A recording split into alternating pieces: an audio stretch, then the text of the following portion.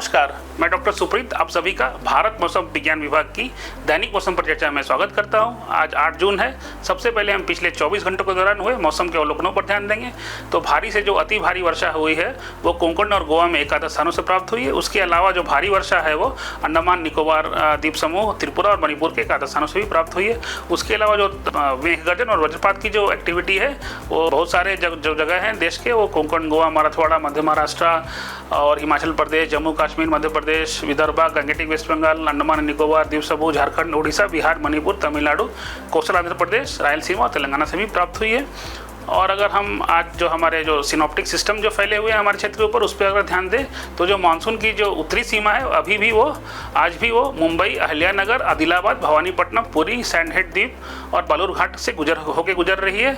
उसके अलावा जो हमारे रीजन के ऊपर है वो ऊपरी हवा में चक्रवाती परिसंचरण, अपर एयर साइक्लोनिक सर्कुलेशन है वो दिखाई दे रहे हैं, जिसमें से एक जो है वो हरियाणा और उसके आसपास के क्षेत्र में है, दूसरा जो है वो दक्षिण पूर्वी हिमाचल प्रदेश और उसके आसपास के क्षेत्र में है, और जो एक और है वो मध्य पाकिस्तान के ऊपर है, और एक और जो है बांग्लादेश के ऊपर है, और एक इसके अलावा जो पश्चिमी विक्षोभ है वो जो कल का पश्चिमी विक्षोभ था अब वो लद्दाख और इसके आसपास जो है कश्मीर क्षेत्र में उसके ऊपर देखा जा सकता है। और एक और नया जो पश्चिमी विक्षोभ है वो भी देखा जा सकता है, जो 54 डिग्री ईस्ट के आसपास और 25 डिग्री नॉर्थ के ऊपर दिखाई दे रहा है।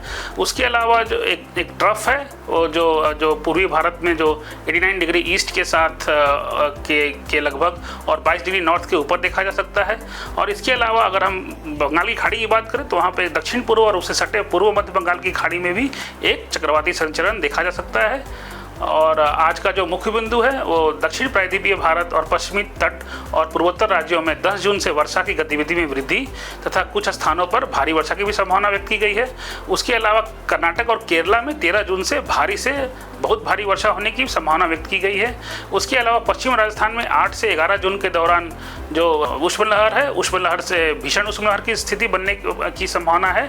उसके अलावा उत्तर पश्चिम भारत के अन्य हिस्से जिसमें हिमाचल प्रदेश और उत्तराखंड को छोड़कर अगले 4 दिनों तक उष्ण लहर की स्थिति बनी रह सकती है। और अगर हम जो अधिकतम तापमान है या दिन का तापमान है उसकी अगर हम 7 दिनों की पूर्वानुमान की बात करें तो उत्तर पश्चिम और मध्य भारत में अगले 3 दिनों के दौरान अधिकतम तापमान में 2 से 3 डिग्री सेंटीग्रेड की वृद्धि होने की संभावना है। और इसके बाद जो है इसमें कोई विशेष परिवर्तन होने की संभावना नहीं है। और इसके अलावा देश के अन्य हिस्सों में अधिकतम तापमान में भी कोई विशेष परिवर्तन होने की संभावना नहीं व्यक्त की गई है। अब हम अगले 7 दिनों के लिए जो सब डिवीजन वाइज है मौसम की चेतावनी पर ध्यान देंगे। तो जैसा कि देख सकते हैं कि पूरे जो मध्य भारत और दक्षिण जो प्रायद्वीपीय क्षेत्र हैं उसके साथ पूर्वी तट पे जो मेघ गर्जन और उसके साथ साथ वज्रपात की जो गतिविधि है वो जारी रहेगी। उसके उष्ण लहर की बात करें तो पश्चिमी राजस्थान, जम्मू कश्मीर और पंजाब में उष्ण लहर की चेतावनी दी गई। वहाँ पे साथ साथ धूल भरी आंधी की भी संभावना व्यक्त की गई है। और अगर हम भारी वर्षा की बात करें तो अंडमान और निकोबार द्वीप समूह में आज भारी वर्षा की भी चेतावनी दी गई है। और उष्ण और आर्द्र जो मौसम है वो गंगेय पश्चिम बंगाल, उड़ीसा, तटीय आंध्र प्रदेश और तमिलनाडु के लिए भी जारी की गई है। अगर हम दूसरे दिन की बात करें तो राजस्थान में जो है वो उष्ण लहर की चेतावनी दी गई है, ऑरेंज वार्निंग दी गई है। उसके साथ साथ हरियाणा में भी उष्ण लहर के चलते ऑरेंज वार्निंग दी गई है। वहाँ पे उष्ण रात्रि की भी संभावना व्यक्त की गई है और साथ साथ जो धूल भरी आंधी की भी चेतावनी दी गई है। उसके अलावा जो येलो अलर्ट दी गई है उष्ण लहर के लिए वो जम्मू कश्मीर के लिए दी गई है।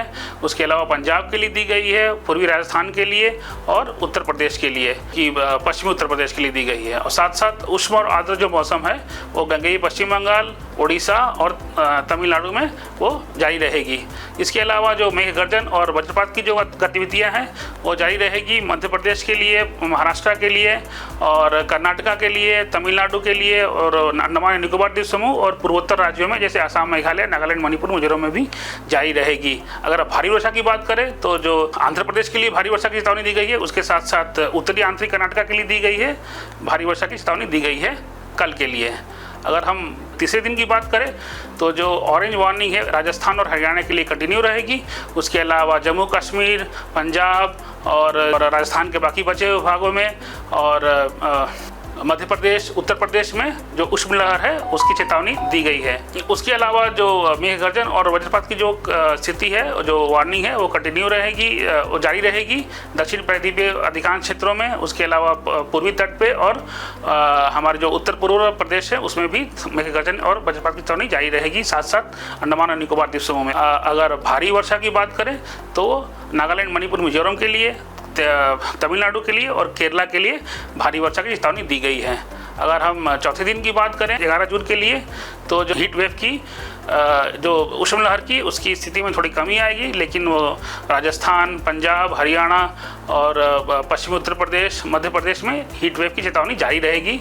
उसके अलावा बिहार के लिए ऑरेंज वार्निंग दी गई है, जो तूफानी हवाओं के साथ साथ मेघ गर्जन और वज्रपात के लिए। और अगर हम भारी वर्षा की बात करें तो पूर्वोत्तर राज्यों में सभी क्षेत्रों में।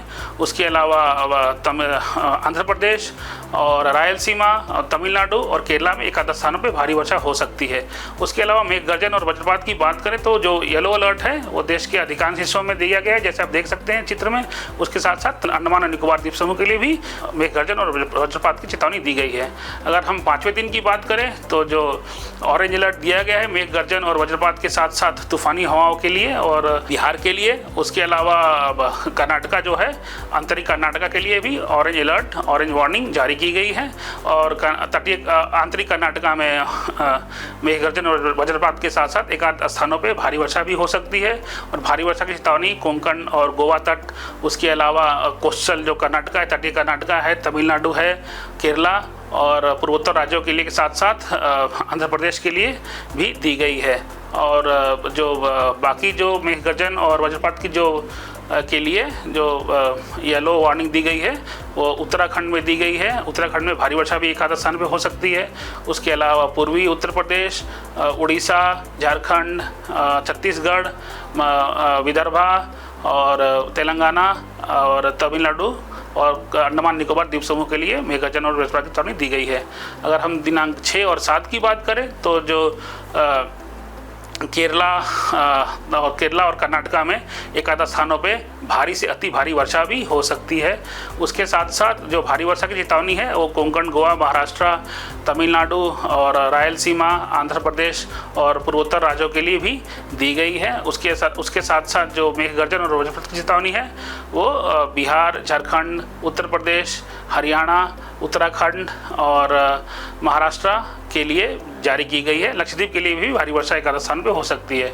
जैसे कि बताया 7वें दिन के लिए जो कि 14 तारीख है, भारी से अति भारी वर्षा वो जारी रहेगी कर्नाटका, केरला के लिए। और उसके अलावा जो भारी वर्षा की चेतावनी दी गई है वो लक्षद्वीप के लिए दी गई है, कोंकण, गोवा के लिए दी गई है, मध्य महाराष्ट्र, मराठवाड़ा के लिए दी गई है, उत्तराखंड के लिए दी गई है और असम, मेघालय और अरुणाचल प्रदेश के लिए दी गई है। साथ साथ जो पूर्वी तट हैं वहाँ पे आंध्र प्रदेश, रायलसीमा और तमिलनाडु के लिए भी एक आध स्थानों पर भारी वर्षा हो सकती है।